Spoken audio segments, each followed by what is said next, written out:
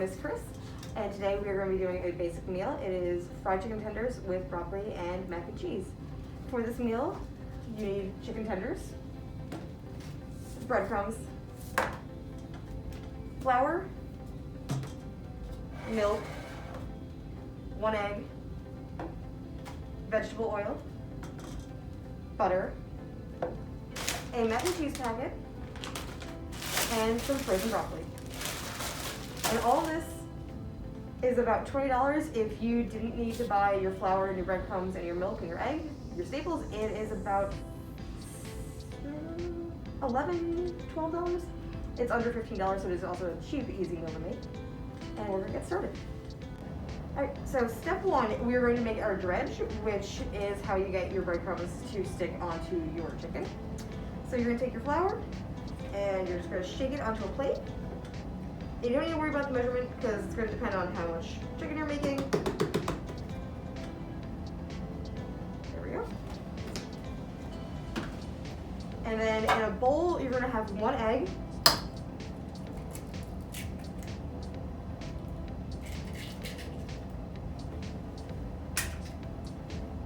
some milk, and again, the measurement doesn't matter. You want to have more milk than egg though. And some breadcrumbs in a third plate.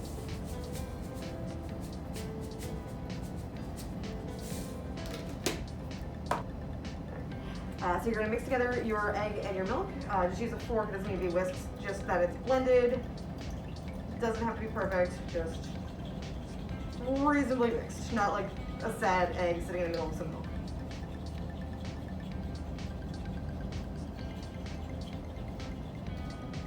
So blended, but not like scrambled egg blended, just enough. Then you're going to take your chicken,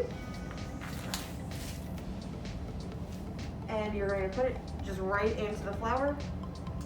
You want it coated, but you don't want clumps of flour. The clumps of flour are going to fall off and prevent your breadcrumbs from sticking if there's too much. So you just want to tap it, knock off anything that's like a chunk of flour somehow.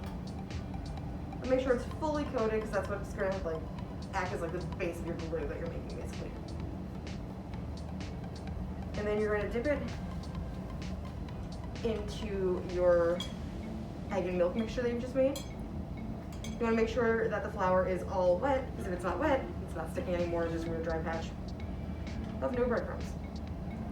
And then from there, right into your breadcrumbs. And you want it nice and fully coated. Breadcrumb deliciousness, and you're going to put it to the side and you're going to repeat with all of your chicken.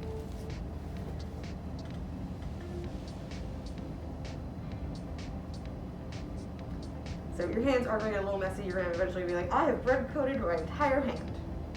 Just stop, wash your hands, start again.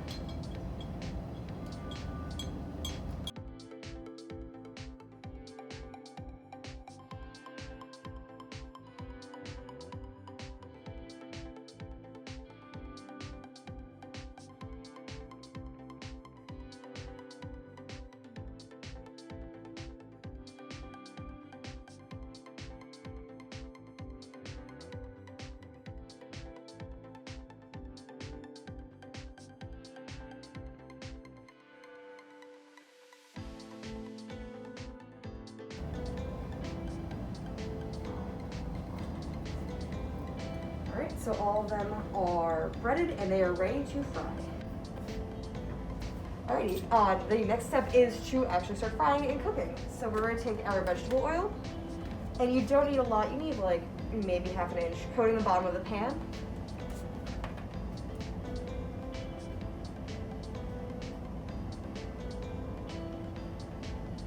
You're going to pour it in, and you want to heat it up to about 350 degrees, which most people do not have a deep fryer thermometer, myself included, so medium.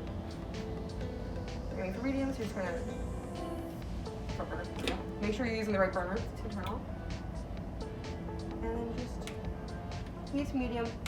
We're going to let this heat up, and once it's heated up, we're going to start putting all of our chicken in there. While we wait for that though, we can start prepping our mac and cheese, since They're gonna have to cook at different times. You don't want to start cooking it yet, but you can at least measure everything out and have it ready to go so you can just turn it on and start boiling, since it is just a mac and cheese packet. So, depending on what brand you're using, the instructions are going to be different, so make sure you read the back and read the instructions. For this one, you need 3 cups of water and 1 cup of milk.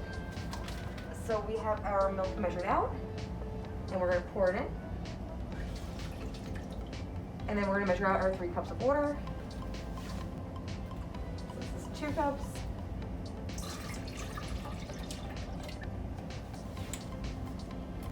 And 3 cups.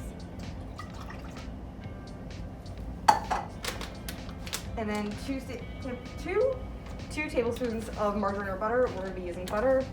And butter conveniently has all the measurements on it, so you would just find the tablespoon mark and just cut it, pop it right in there.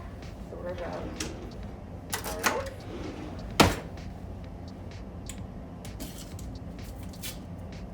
make sure you don't have any paper attached to it if you cut through the paper. And then you're just good to wait. That'll be ready to go. As soon as you're like midway through your chicken, you can start heating that up and then keep an eye on that while you work on your chicken. Alright, so our pan should be heated up. We're going to throw a little bit of breadcrumb in it to see if it starts frying and fizzling. And we have a little bit of fizz. This is heating very slowly. Oh, we're good. We're going. So we have it frying. You don't want to have it screaming hot. You want to keep an eye on it. We're on an electric burner, so it's a little bit harder to like control. So you don't want to get out of control. And we're going to gently place our chicken in there, 1 strip at a time.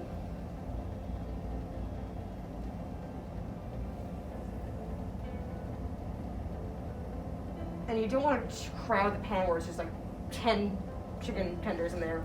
If you're going to drop the heat too fast, it's not going to cook well. And it's also going to be hard to flip them over. So like 4, 5, 6 to one sides is plenty.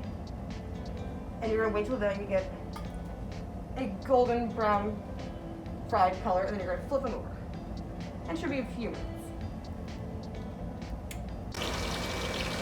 Alright, so it is time to flip over a chicken. You can see it's a nice golden brown color. You're just going to flip them over. With a fork, or if you have tongs, use tongs.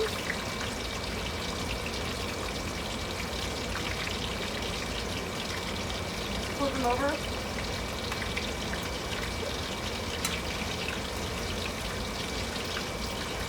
The cooked temperature for chicken is 165 degrees. However, if you don't have a meat thermometer, you can just kind of split one of them open and see whether or not it's completely through. If it's tanky, definitely take it through. You don't want it like running juice. It's just like a little tiny bit of juice, so it's not dried out, is the perfect amount. But going over when it's golden brown is also the easiest way to do it, especially since you're frying. While this is going, we're going to start working on our broccoli. Alright, so we're using frozen broccoli, so all I have to do is pour it into a bowl, follow the instructions on the package. So you're just going to add a little bit of water, cover it, and then microwave it for, since we're doing the whole package, 10 minutes, but check with yours, whichever brand you're using. And we're going to have this going while we're frying. Our chicken is fried. It is cooked all the way through. You can tell it's a little bit juicy, which is perfect. I'm putting it to the side on a plate with a paper towel on it so it doesn't force any of the extra oil, so it's not like extra greasy, oily, and gross. So we're going to put these to the side. We've got another batch going. So it is time to start also working on our mac and cheese. We've got everything measured out, so we're just going to bring that to a boil. And once it's boiling, we're going to pour in the packet. Alright, so our milk and water and butter are all boiling, so we're going to pour this in. It's going to boil for 11 minutes at a low heat. And we're going to keep letting our chicken fry. Our broccoli is almost finished microwaving, and we are all set to go, so we're going to pour it in.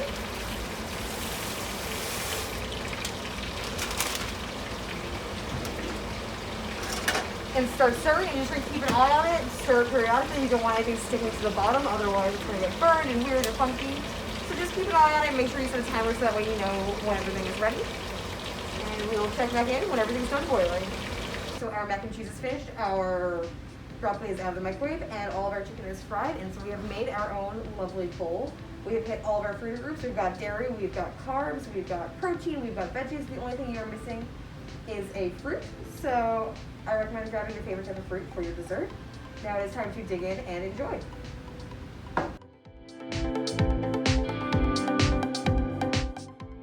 These are some other great cookbooks that you can check out at Ocean County Library.